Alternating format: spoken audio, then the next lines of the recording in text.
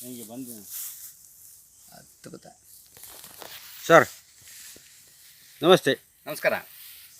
ಈಗ ನಾವು ಒಂದೂವರೆ ತಿಂಗಳು ಹಿಂದೆ ಓಕೆ ಸರ್. ಇಲ್ಲಿ ನಮ್ಮ ಸ್ವದೇಶಿ ಗೊಬ್ಬರನ ತಂದು ಕೊಟ್ಟಿದ್ದೀವಿ ಇಲ್ಲಿ. ಹೌದು.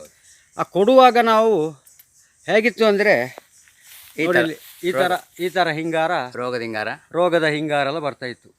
ಈಗ ಕೊಟ್ಟು 1.5 ತಿಂಗಳಿಗೆ 1.25 ತಿಂಗಳು ಈ ಥರ ಬರ್ತಾ ಇದೆ ನೋಡಿ ಸರ್. ಇದರ ಬಗ್ಗೆ ಏನು ಹೇಳ್ತೀರಾ ಸರ್ ತಾವು? ಸರ್, ಇದು ನಮ್ಮ ಸ್ವದೇಶಿ ಗೊಬ್ಬರ.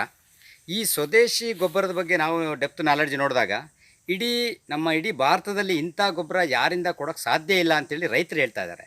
ಕಾರಣ ಏನಂತಂದರೆ ಇದರಲ್ಲಿ ಪೋಷಕಾಂಶ ರೈತರುಗಳೆಲ್ಲ ಏನು ಅನುಭವಿಸ್ತಾ ಇದ್ದಾರೆ ಅಂದರೆ ಮರಗಳು ಪೋಷಕಾಂಶ ಹೀರಿಕೆ ಮಾಡುವಲ್ಲಿ ಸಿಕ್ಕಾಪಟ್ಟೆ ವೀಕ್ ಆಗಿದೆ ಮತ್ತು ಬ್ಲ್ಯಾಕೇಜನ್ನು ಸಮಸ್ಯೆಗಳನ್ನು ಎದುರಿಸ್ತಾ ಇದ್ದಾರೆ ರೈತರುಗಳು. ಇಲ್ಲಿ ಬ್ಲ್ಯಾಕೇಜ್ ಓಪನ್ ಆಗಿ ಈ ಪೋಷಕಾಂಶ ಹೀರಿಕೆ ಮಾಡುವಂತಹ ಈ ತಂತು ಬೇರುಗಳು ಅದ್ಭುತವಾಗಿ ಕೆಲಸ ಸ್ಟಾರ್ಟ್ ಮಾಡುತ್ತೆ. ಅಲ್ಲಿ ಏನಾಗುತ್ತೆ, ನಾವು ಕೊಟ್ಟಂಥ ಗೊಬ್ಬರ ಈ ಮಣ್ಣನ್ನು ಶ್ರೀಮಂತಿಕೆಯನ್ನು ಮಾಡುತ್ತೆ. ನಮ್ಮ ಭೂಮಿಯಲ್ಲಿ ಇರುವಂಥ ಮಣ್ಣು ಸತ್ವ ತುಂಬ ಚೆನ್ನಾಗಿರುತ್ತೆ. ಅದನ್ನು ಶ್ರೀಮಂತಿಕೆ ಮಾಡೋದಂದರೆ ಜೀವಾಣುಗಳ ಸಂಖ್ಯೆಯನ್ನು ಅತಿ ಹೆಚ್ಚು ಜಾಸ್ತಿ ಮಾಡುತ್ತೆ. ಹಂಗಾದಾಗ ಇಲ್ಲಿ ಪೋಷಕಾಂಶಗಳು ಅತಿ ಹೆಚ್ಚು ಹೀರಿಕೆ ಮಾಡಿದಾಗ ಇದು ಎಕ್ಸಲೆಂಟಾಗಿ ಬರುವಂಥದ್ದು, ಕಾಯಿ ಎಕ್ಸಲೆಂಟಾಗಿ ಬರುವಂಥದ್ದು. ತುಂಬ ಜನ ರೈತರುಗಳು ಮಾತಾಡಿದ್ದಾರೆ, ತುಂಬ ಜನ ದೊಡ್ಡವರು ಹೇಳ್ತಾರೆ ದಪ್ಪ ಮರಗಳು ಕಾಯಿ ಕೊಡಲ್ಲ ಅಂತ ಹೇಳ್ಬಿಟ್ಟು. ಹಂಗೆ ಹಿಂದೆ ತಿರುಗ್ಬೋದು. ನೋಡಿ, ಇದು ನೋಡಿ, ಈ ಮರ ಇಷ್ಟು ದಪ್ಪ ಇದೆ ನೋಡಿ. ನನ್ನ ಅರ್ಧ ನೋಡಿ ಇಲ್ಲಿಗೆ ಬಂತು ನೋಡಿ. ಟೋಟಲ್ ಲೆಕ್ಕಾಚಾರ ಇದೆ ನೋಡಿ.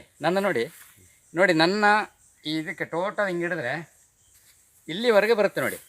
ಇಷ್ಟು ದೊಡ್ಡ ಮರ ಇದು. ಇದರಲ್ಲಿ ಕಾಯಿ ಕೊಡಲ್ಲ ಅಂತ ಹೇಳ್ತಾರೆ ತುಂಬ ಜನ. ನೋಡಿ, ಇಲ್ಲಿ ಅದೇ ಥರ ಇದೆ, ಕಡಿಮೆ ಕಾಯಿ. ನೋಡಿ ಮೇಲಿನ ಗೊನೆ ನೋಡಿ, ಕರೆಕ್ಟಾಗಿ ನೋಡಿ, ಹೆಚ್ಚು ಕಮ್ಮಿ ಒಂದು 250 ಕಾಯಿ ಇದೆ. ಅಂದರೆ ಕೊಡುವ ಪೋಷಕಾಂಶ ಸರಿಯಾಗಿ ಕೊಟ್ಟರೆ ಕಾಯಿ ಬರುತ್ತೆ. ಹೌದು. ಏನು ಕೊಡಬೇಕು ಅಂತ ಗೊತ್ತಿರಬೇಕು ನಮಗೆ. ಇಲ್ಲಿ ನೋಡಿ, ಇದು ಒಂದು ಹಿಂಗೆ ಬರ್ತಾ ಇದೆ ನೋಡಿ. ಚೆನ್ನಾಗಿ ಬಂದಿದೆ, ಫಸ್ಟ್ ಕ್ಲಾಸ್ ಬಂದಿದೆ.